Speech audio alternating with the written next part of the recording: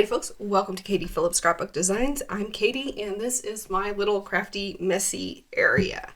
And today we're going to work on page number 3, and it should actually be page number 3 of the Garden of Books mini album.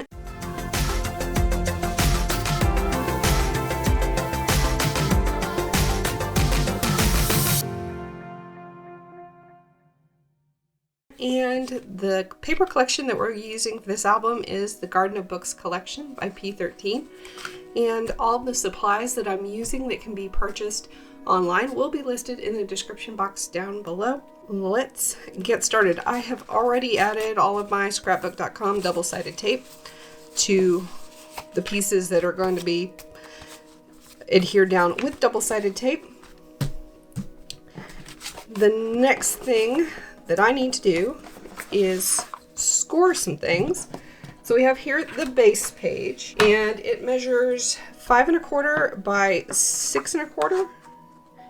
Yes, 5 1/4 by 6 1/4, and we're going to score the 5 1/4 inch side at 4 3/4 and 4 1/2. I know a lot of folks would just say, why don't you score it at 1/2 inch and 3/4 of an inch? I just find that my measurements end up working better if I score based on the total width that I want the base page to be. So we're going to score at 4 3/4 and 4 1/2.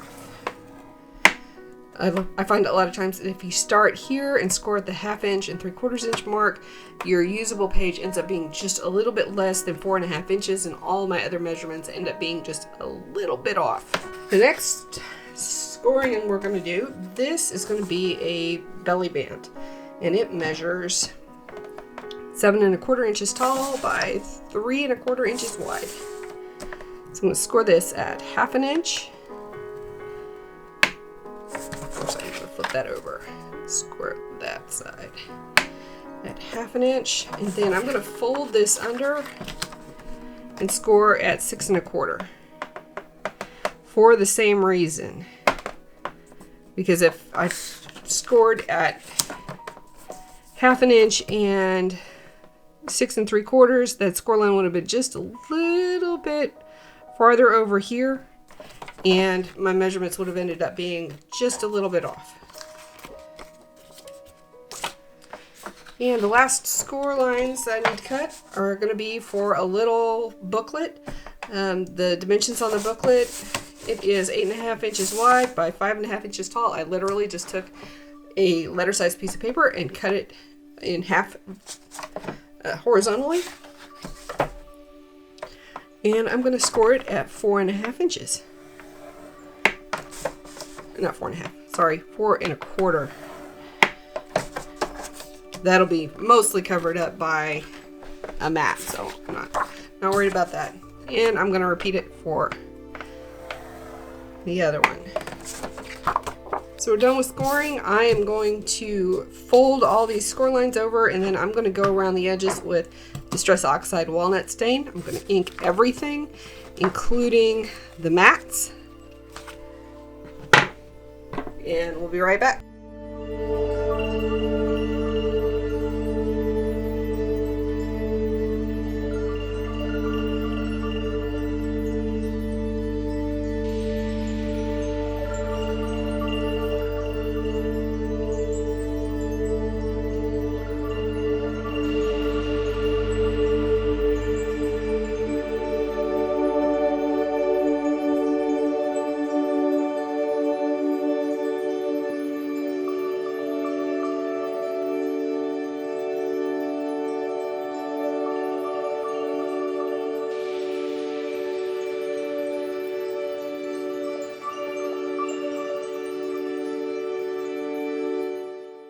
Alright, through the magic of filmmaking, I am done with inking all the edges. I've inked all the edges of the pattern papers and base pages. So the first thing I'm going to do, oh, you know what, I probably ought to tell you what the dimensions of this mat are. This is the mat for the base page, and this is 4 1/4 by 6, and I'm going to mount it on a piece that is 4 3/8 by 6 1/8.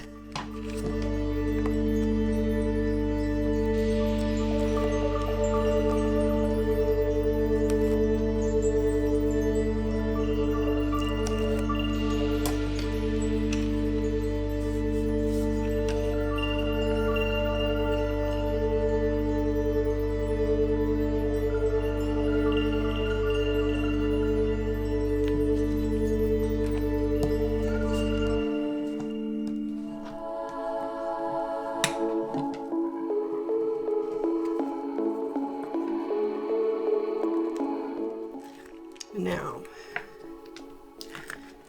I am going to wrap the tabs of the belly band around the mat.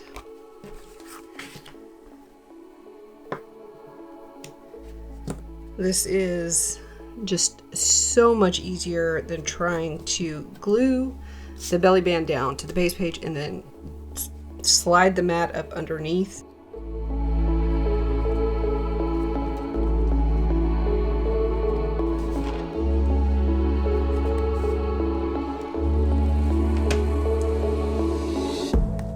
I'm going to add glue to the back of the mat just to help hold it down a little bit better, because there's going to be a little bit of weight on the mat here.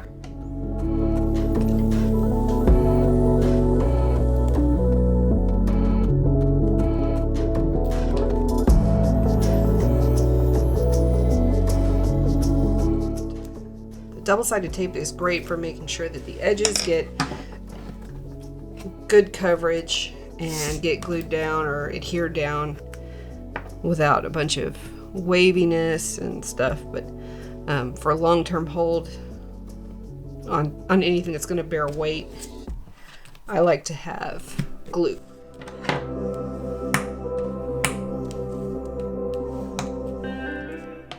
Now I'm going to add the mats that are going to go on top of the belly band, and this mat is 3 1/8 by 6 1/8, and this one is going to be 3 by 6. 3 by 6.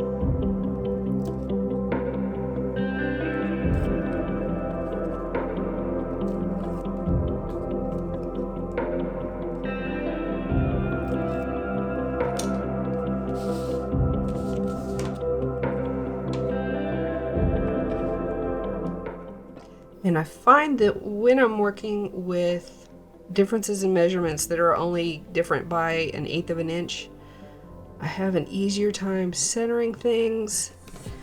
If I get the long edge, one of the long edges on the side facing me,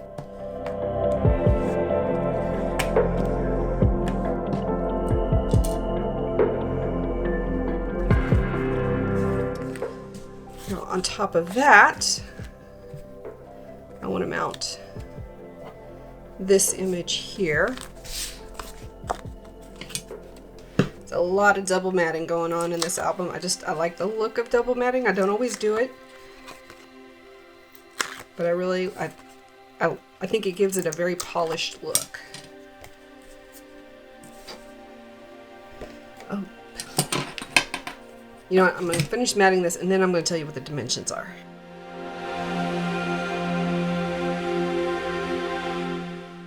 And since this is square, it really doesn't matter which side is facing me. I'm going to be challenged to get this laid down straight, no matter which direction I go from. So, the smaller mat is 4 by 4. Actually, it's 4 by just under 4. And the large mat is 4 1/8 by 4 1/8.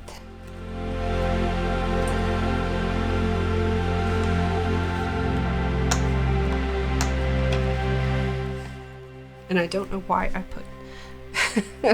put double-sided tape on there, because it's gonna go. Oh, I know why I did that. Because I'm mounting it on this, and this is 4 1/4 by 4 1/4.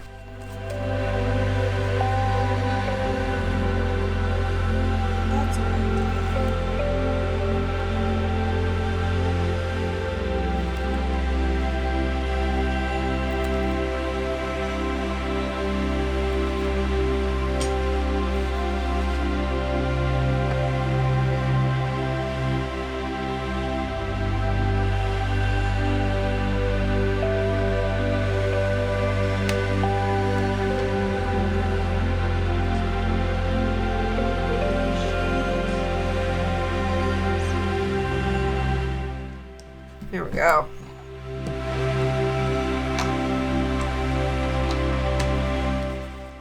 And there's no double-sided tape on the back of this because it's going to be mounted right here.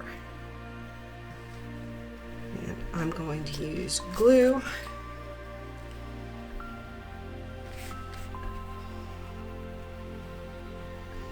I'm going to put a line in the center here, and a couple of lines right there.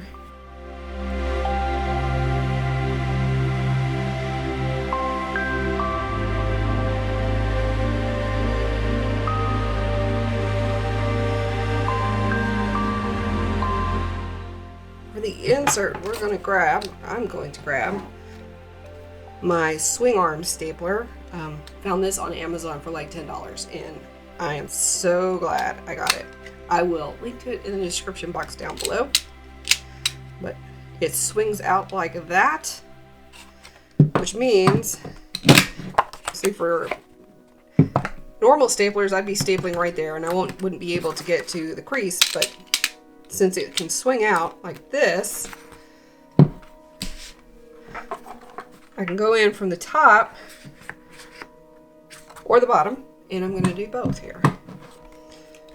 And I have found that the best way to align the staples is there's a little like divot right there. And if I can position that over the score line, that's the best way to get the staple where I want it.